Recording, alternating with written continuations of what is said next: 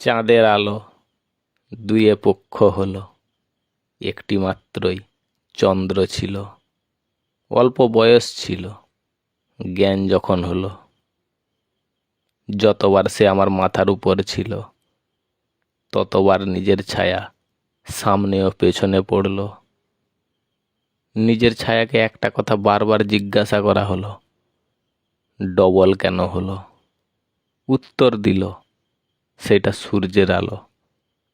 চলার পথ সামনে ছিল, তখন ছায়া বড় হতে লাগলো। কি বোঝা গেল?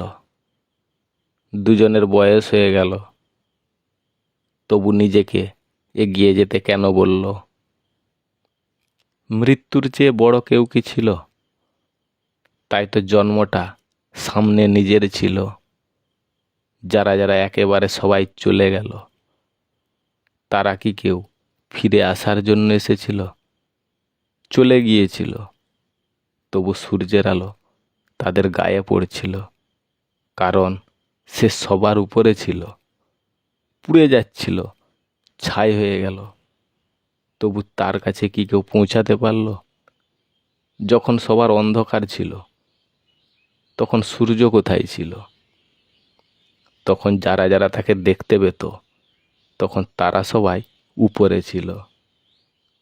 তার কথা সবই তো বলা হলো, তবু অন্ধকারে সবাইকে কেন বেশিক্ষণ জেগে থাকতে বলল? তখন অন্ধকার, তবু তখন সবাই সবাইকেই তো দেখতে পাচ্ছিল।